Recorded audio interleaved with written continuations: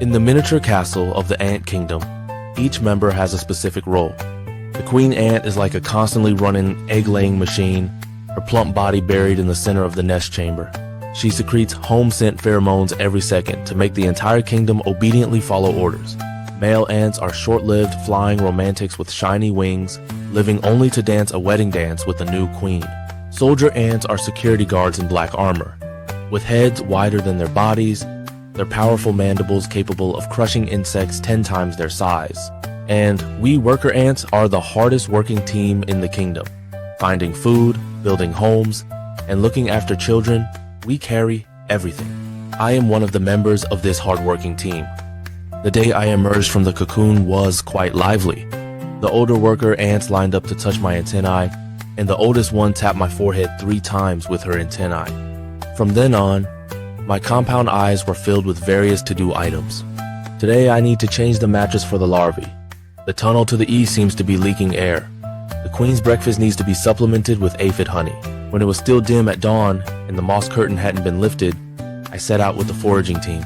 My antennae swept across the ground like a precise odor radar. Suddenly, 30 steps away, a sweet fragrance wafted over. It was aphid honey. That's our top-grade milk tea. I quickly squeezed out a drop of shiny pheromone from my belly, drawing a silver guiding rope on the ground. By the time the main force arrived, I had already made arrangements with the aphids, tapping their bottoms with my antennae. They obediently excreted crystal-clear honeydew.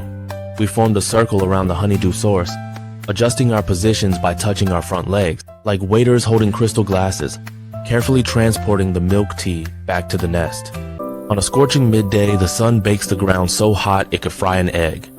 I'm using saliva mixed with soil to repair the tunnel, just like humans apply cement, but with my mouth. Suddenly, the ground vibrates with thump, thump, thump. It's an urgent message from soldier ants. A beetle has invaded the nursery. I immediately spit out the mud ball and rush with 20 companions. The soldier ants have already clamped onto the beetle's legs, and its struggle causes earthquakes. I seize the opportunity, climb up its antennae, and stuff sand into its compound eyes. After 3 hours, this giant finally collapses. We drag its body back, sprinkling trophy pheromones along the way, which excites the larvae in the nursery to wriggle around like hungry kittens waiting for food. The happiest job is serving Her Majesty the Queen. Her body is 50 times larger than mine. When she lays eggs, her belly emits a gentle buzz like a warm engine. I use my front legs to gently wipe off the sticky fluid from the eggshells and move them to the warmest nest chamber, lined with soft grass cushions at the perfect temperature. Once a newly hatched larva sneaked to the edge of the tunnel. I quickly pick it up with my mandibles.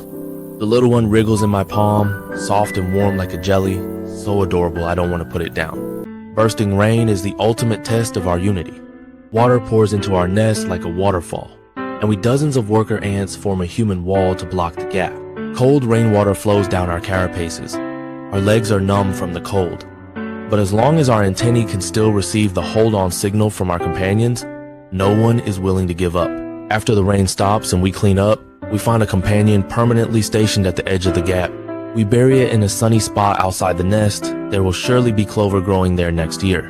On a late autumn day, I was carrying a grain of grass seed home, when I suddenly felt my antennae transmitting information becoming sluggish, like a cell phone with no signal. A young worker ant ran over, took the grass seed from my mouth, and gently touched the old wound on my back.